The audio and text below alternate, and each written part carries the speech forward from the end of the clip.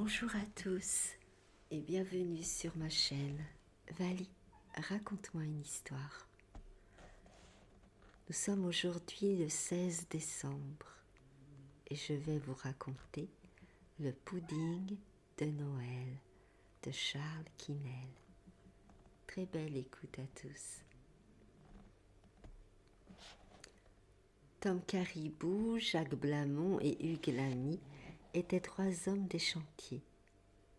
Ils vivaient ensemble dans une bonne maison de bois, bien chaude, à la lisière de la forêt. Jacques et Hugues étaient des gars paisibles et travailleurs. Au contraire, Tom Caribou était turbulent, entêté, frondeur et vantard, forte tête, mais au fond bon cœur. À l'entendre, il n'avait peur de rien et ne respectait rien. Au demeurant, c'était un joyeux compagnon, et lorsqu'il se mettait au travail, il abattait la besogne de 10 hommes, tant il était fort et vigoureux, un véritable colosse. Seulement Tom Caribou avait un défaut, et de ce défaut découlaient tous les autres. Il était ivrogne. Quand il avait bu, il devenait paresseux et querelleur. Aussi ces deux associés cherchaient-ils à le guérir de son funeste penchant. Difficile entreprise. Tom Caribou était de cette espèce d'ivrognes qui boivent seuls et en catimini. Il était même impossible à ses camarades, qui partageaient son existence, de savoir dans quel endroit il dissimulait le whisky, dont il faisait une consommation exagérée. Au début, ils avaient réussi à découvrir la cachette, où il enfouissait ses bouteilles. Maintenant, il la choisissait si bien que toutes les investigations devenaient inutiles. Lorsqu'ils étaient tous les trois au chantier, soudain Tom disparaissait. Bientôt il revenait empestant l'alcool et la paix du trio était compromise. Le soir du 24 décembre, Jacques et Hugues décidèrent d'aller à la messe de minuit. L'église était distante de 4 milles et un si petit trajet n'était pas pour effrayer ces gaillards. « Tu viens avec nous, Tom ?» Caribou secoua la tête. « Non, je ne veux pas aller à la messe de minuit. » Les autres ne désiraient pas amorcer une dispute. « À ton aise. » Au moment où ils allaient partir, Tom, qui était dans les meilleures dispositions d'esprit, leur dit « Je veux tout de même collaborer à la joie de cette nuit. Je vais vous confectionner un pudding au miel et au whisky, que vous trouverez au retour, et dont nous nous lécherons les babines à les user. » Jacques et Hugues s'en allèrent. En route, ils plaisantaient. « Faut-il que notre Tom soit de bonne humeur pour nous faire participer à son whisky ?» Demeuré seul, Caribou prépara un gâteau au miel et le plaça sur la table. Il n'y avait plus qu'à l'arroser généreusement d'alcool. Cet alcool n'était pas, vous le pensez bien, dans la maison où aucune cachette n'eût été sûre. L'habitation des trois garçons se composait d'une seule pièce dans un coin. Il y avait un poêle, au milieu la table avec quelques escabeaux, contre les murs les 3 couchettes des occupants. Le meuble important, gloire et orgueil des propriétaires, était une vaste armoire, plus haute qu'un homme, que les 3 garçons avaient fabriquée de leurs mains et qui contenait tous leurs biens, à savoir leurs habits de rechange, un peu, très peu de linge, leurs bibelots personnels et leurs outils. Dans tout cela, eût-on dissimulé une seule bouteille de whisky. Tom ouvrit la porte et s'en alla dans la forêt. La nuit était splendide, claire, comme le sont les belles nuits d'hiver au Canada. Un épais tapis de neige couvrait le sol. La neige habillait les arbres, faisant pendre à leurs branches défeuillées des franges qui brillaient sous les blancs rayons de la lune. La forêt était enveloppée dans un grand silence glacial. Les bêtes, habitantes de ces solitudes, dormaient dans leurs abris.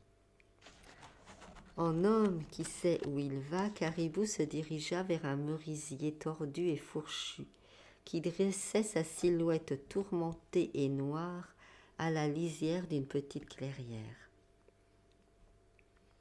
Avec la plus grande facilité, car les nœuds de l'arbre formaient une véritable échelle, Tom se hissa jusqu'à la fourche du merisier. Là, il y avait une excavation, le bois étant pourri. Caribou, du revers de sa main, écarta la neige et saisit une petite bonbonne enveloppée de paille qui reposait dans la cavité comme dans un nid. Il prit le récipient, le déboucha, le huma. L'odeur de l'alcool éveilla en lui des sensations gourmandes. Il porta le goulot à ses lèvres et but à longs traits. Il faisait très froid, avons-nous dit. Tom était ganté de ses moufles de fourrure qui le rendaient un peu maladroit, de sorte qu'il versa un filet du précieux liquide à côté de sa bouche. Cela le fit rire. Il referma la bonbonne, la serra amoureusement sous son bras, redescendit à terre et reprit le chemin du logis. Au pied du merisier, entre ses noueuses racines, un ours s'était creusé un trou dans la neige. Il dormait, ce brave plantigrade. Il comptait bien prolonger son somme durant tout le reste de l'hiver. Telle est la coutume des ours. Bien avant les hommes, ils ont appliqué l'axiome « qui dort dîne ». Et comme en hiver, ils ont de la peine à se procurer leur dîner par suite de la retraite de leur gibier ordinaire, ils dorment paisiblement sous la neige. Notre ours, donc, tandis qu'il rêvait béatement aux choses auxquelles rêvent les ours, sentit tout à coup une brûlure à l'œil gauche. Il souleva sa paupière, la brûlure devint plus intense. En même temps, un filet de liquide descendait le long de sa joue et atteignait sa bouche. Il tira la langue, goûta ce liquide. Jamais il n'avait tâté d'une boisson pareille. Ce n'était pas de la neige fondue, dont il connaissait surabondamment le manque de saveur.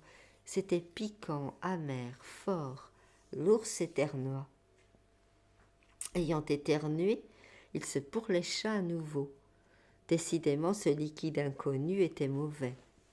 Une troisième fois, il passa sa langue sur ses babines et son opinion changea. Elle changea si bien qu'il fut surpris du désir de tâter plus abondamment de la liqueur mystérieuse. Avec prudence, il émergea de son trou, secoua la neige qui saupoudrait sa fourrure, et il huma l'air de la nuit. Le flair de l'ours est fin. Il renifla l'odeur du whisky, car nous savons qu'il s'agissait d'un peu de cet alcool que Tom avait laissé tomber du merisier, et cette odeur s'éloignait. L'ours, sans hésiter, la suivit à la piste. Tout Guilleret, mis en joie par la rasade d'alcool dont il s'était gratifié dans l'arbre, Caribou rentra dans sa maison. Il se débarrassa de sa fourrure, de ses moufles, se chauffa un instant près du poêle qu'il chargea de quelques rondins, et revenant à la table, il versa sur le pudding de miel une bonne partie de la bonbonne de whisky. « Le reste, nous le boirons après », murmura-t-il en riant tout seul de la surprise qu'allaient éprouver ses compagnons. Avec une cuillère de bois, Tom se mit en devoir de brasser ensemble le miel et le whisky, afin d'obtenir une pâte bien compacte. Il était absorbé dans cette occupation au point qu'il n'entendit pas la porte s'ouvrir d'une poussée. Le loquet n'avait jamais été solide, et un bel ours brun faire dignement son entrée. Ce ne fut que lorsque l'ours annonça sa présence par un grognement de bienvenue que Tom se retourna. En premier lieu, il crut à une farce d'un de ses camarades et il cria jovialement « Allô, Hugues, ce n'est pas moi qu'on prend avec ces mascarades !» L'ours secouait la tête de droite à gauche, ce qui fit que Tom reprit « Ce n'est pas Hugues, alors Jacques. Débarrasse-toi de ta pelure et viens manger le pudding. » L'ours grogna une deuxième fois.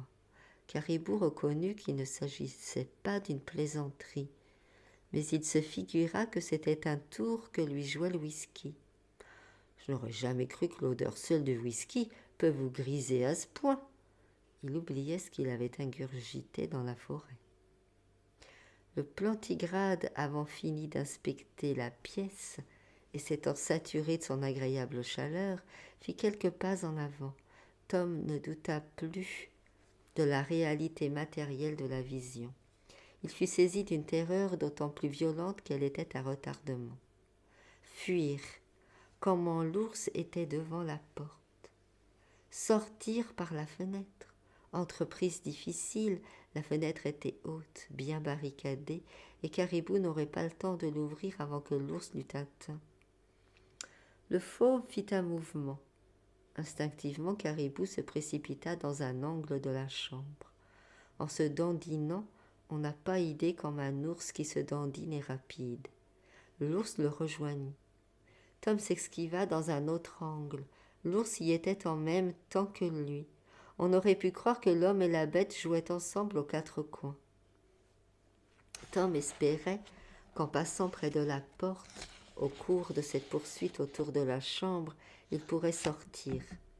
L'animal avait certainement prévu cette tactique, car il manœuvrait toujours de façon à empêcher Tom d'approcher de la sortie. Une idée traversa l'esprit de Caribou. Il s'en voulut de n'y avoir pas pensé plus tôt. L'armoire. D'un coup de poing, il poussa un escabeau auprès du meuble. Il sauta sur cet escabeau, le fit basculer du pied, tandis que par un rétablissement hardi, il se perchait sur l'armoire. Le plantigrade partit désappointé. Il chercha par où il pourrait suivre l'homme. Il gratta un peu de ses fortes griffes la porte de l'armoire, mais n'insista pas. Il venait de sentir l'odeur du whisky, cette agréable odeur qui, après l'avoir tiré du sommeil, l'avait poussé à ce dérangement. Sur la table, il vit le pudding, il s'en approcha. Oh, joie du miel!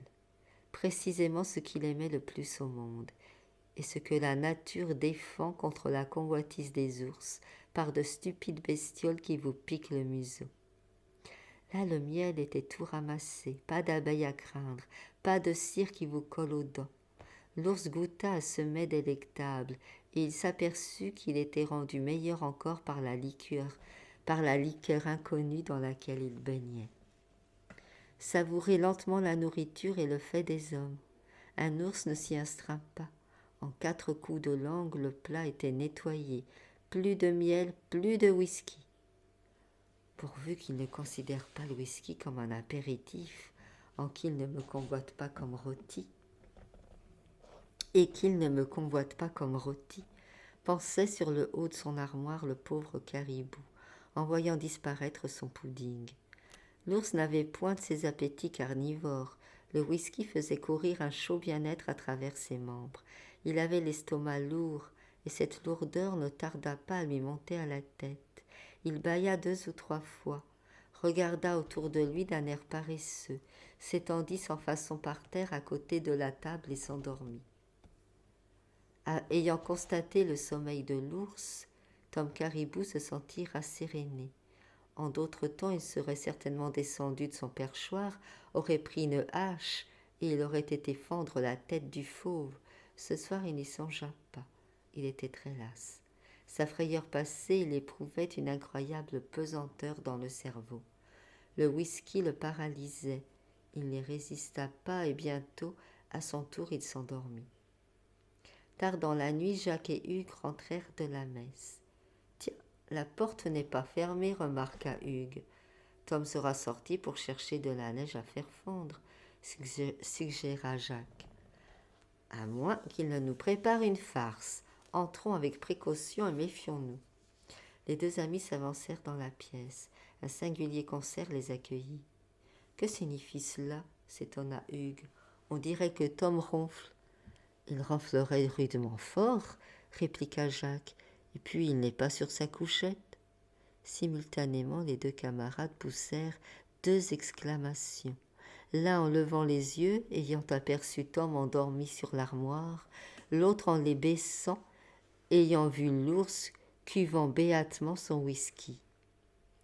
Ce qu'il advint de l'ours, vous le devinez.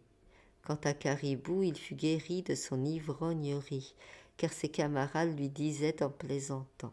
« Tu vois comme les ours aiment l'alcool. Un jour que tu seras bien imbibé, l'un d'eux te mangera, pensant que le caribou au whisky vaut bien le pudding au whisky. » Nous pensons que depuis lors ils ont toujours bien vécu, mais nous n'en savons rien, car nous n'avons pas été les voir. Voilà. J'espère que ce petit conte vous a plu. Je vous remercie de m'avoir écouté, de liker, partager, commenter, de vous abonner si le cœur vous en dit. Je vous souhaite une très belle journée, une très belle soirée et je vous dis à demain.